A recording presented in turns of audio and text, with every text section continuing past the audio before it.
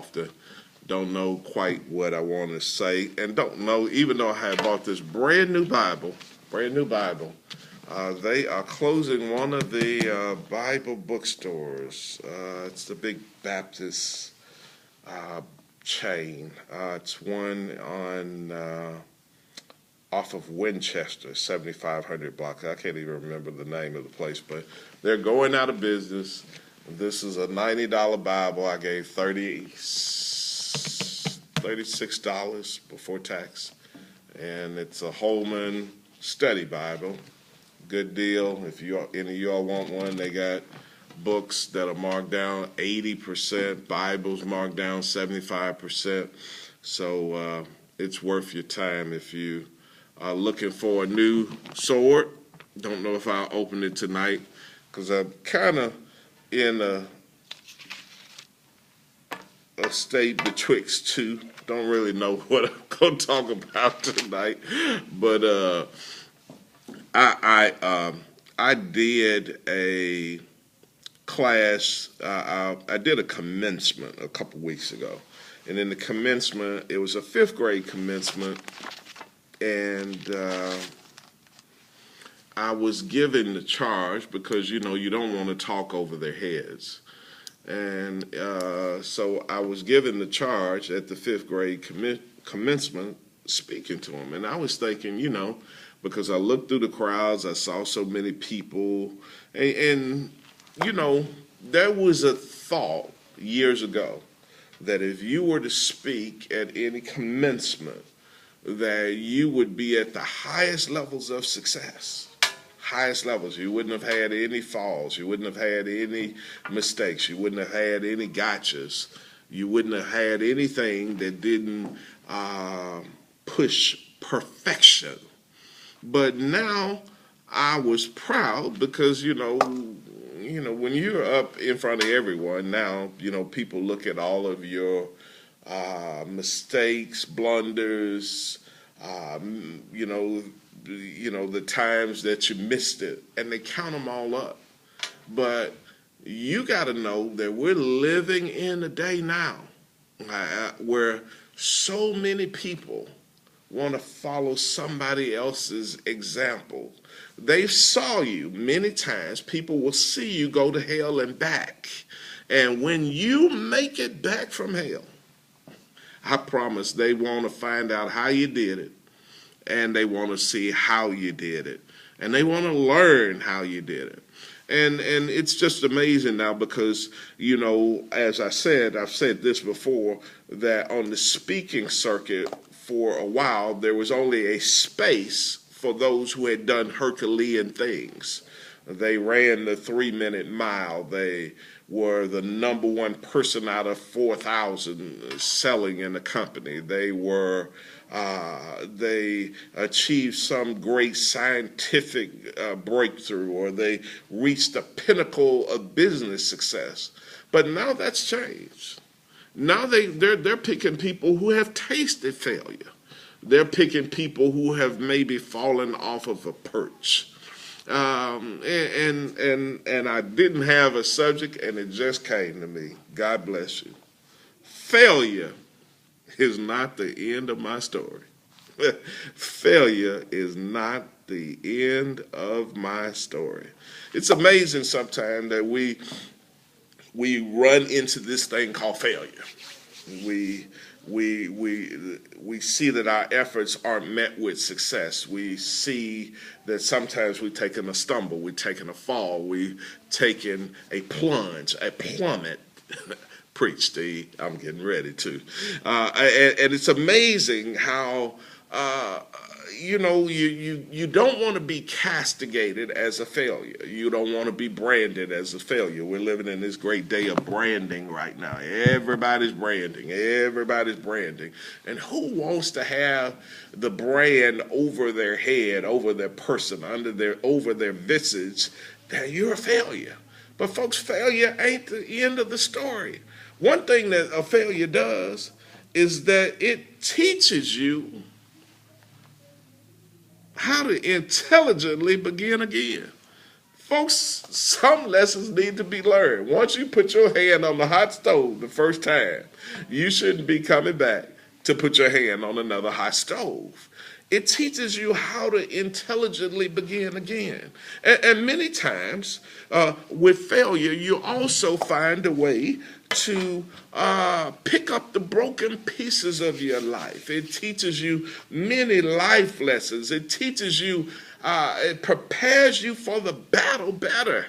You know, folks, failure is not the end of the story. I know, I mean, there's some of us have had failures that were so bad that people are surprised that we're ready to stick our head outside of a door. They're surprised when we walk around proudly with our head up and our back arched up. They're really surprised because they say, is this the same guy that failed here? Is this the same guy that failed here, here, and here he is walking proudly? But what I'm telling you, child of God, tonight is that failure is not the end of the story. Woman, man, my brother, my sister, failure, all of us will encounter failure in life. All of us will have a time where we don't get a passing grade in this thing called life. Some of us will miss it by a sin of omission or by a sin of commission, but wherever it comes, you know, all of us have a chance to taste failure, but failure is not the end of the story. Folks, if it had been, I would have laid all the chips down in 1984. If it had been, I would have laid some chips down in 1987. If it had been 1993, I would have laid some chips down. I would have go back, looking over the retinue of my life. I would have gave up a long time ago if I thought that failure had been the end of the story. Folks, I meet people every day that have gone through horrendous things. Maybe that's why. Preach, Steve, it just came to me, that thing that they say, that those that overcame, oh, it makes me happy right now, in the last days, overcame by the blood of the Lamb. Now, that's already been shed, folks, and by the word of their testimony. Child of God, I'm talking about their failures, not the end of my story. Folks, you know, I know part of the great disconnect that we have about this thing called failure is because we were all raised in the age, but well, most of the older people, the folks over 40, we were raised in this great idiom where everybody was taught that living life happily ever after was the thing to do. And folks, it's amazing how you're waiting for that perfect moment and you're ready to live life happily ever after, and then other things come your way. Folks, I can look over my life time and again. In the business world, I've had some failures. Preach, Steve. In life, I've had some failures. In relationships, knowing how to talk to people, knowing how to interact, knowing how to keep poise, knowing how to keep a witness. I've had failures in all of those areas. But folks, we're fallible beings. We are finite. We are not infinite. But folks, failures oftentimes, although they're horrendous to go through, a failure should teach you how to do it better the next time. Folks, there's some lessons that I've learned when I sat at failure's door, when failure was my master teacher, that I know I won't do them again. I see it. I mean, I see some things come and it's dressed different and it may function different, but failure has taught me some infallible lessons. Sometimes failure can be an incredible defense. You see that thing that took you down that long ago, it comes dressed the same way. It comes talking the same way. It comes whispering the same way. And if you don't want to meet failure again, all of a sudden you know how to sniff out failure coming your way. Child of God, failure is not the end of the story. Folks, the incredible thing about writing your story is that you got a whole lot of help on this self-published word called your life. And all of us have gone through failures. All of us have had tough times. All of us have had some tough breaks. Some people have lost it all. I've seen folks, it doesn't matter. I've seen people lose it by fire. I've seen people lose it all by bad financial decisions. I've seen just fate come and just nullify what a person had spent most of their life building up.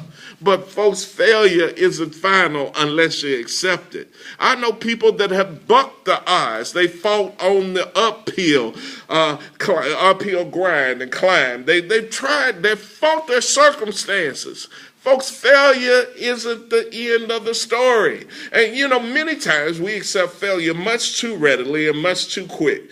It's the capacity to get up and intelligently begin again. The Bible says that a righteous man falls 7 times. And I tell you, if you get up one time more than you've been knocked down, then you're safely back on your feet. Folks, failure isn't final. I'm talking to you right now. Some of you are dealing with failures, maybe in the job market. You lost a job. I've lost jobs. I've been asked to leave from jobs before. And folks, I thought that was the end of the world. And I found out that right where you think that it's the end of the world, God will open a door, make a way, give a connection, and show you that there's something beyond what you thought was the end of the story. Folks, you never let the enemy put the finishing touches on the story that's called your life. You don't let the enemy decide at what junction that he has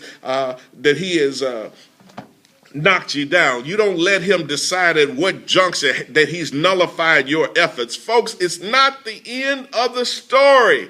I want to keep you resilient. I want to keep your eyes open. I want you to keep your back arched. Folks, I'm speaking this word to you right now because somebody out in the listening audience is dealing with failure even right now. Child of God, I'm telling you that failure is not the end of the story. And folks, it's amazing sometimes because you're going through the grasp of failure right now, whether it's in your finances, whether it's a health failure because of your bad decisions. It may be a failure in a relationship, a failure in interpersonal relationships with your family, failure with a spouse. But I'm speaking this word to you right now, right where failure is trying to put you down for the 10 count, that failure isn't final. Child of God, my brother and my sister, I'm speaking out there in Westwood. I'm talking to you. Out there around Fairley, I'm talking to you. Out there, all the way out there in Millington, the 872, and all the way over here in Binghamton and Smoky City and Hollywood and Douglas. I'm speaking that to you because all of us have had to deal with failure. And it would be tough enough if we had to deal with failure, and we failed in private. But every now and then, your failures will go public. So not only do you know that you failed, Kenny may know that you failed. Carl and them from back in the old neighborhood know you failed. Your church member knows you failed. Your first cousin who ain't been liking you for about 27 years, he know you failed too. But I'm speaking that word to you that if failure isn't final, I know it sounds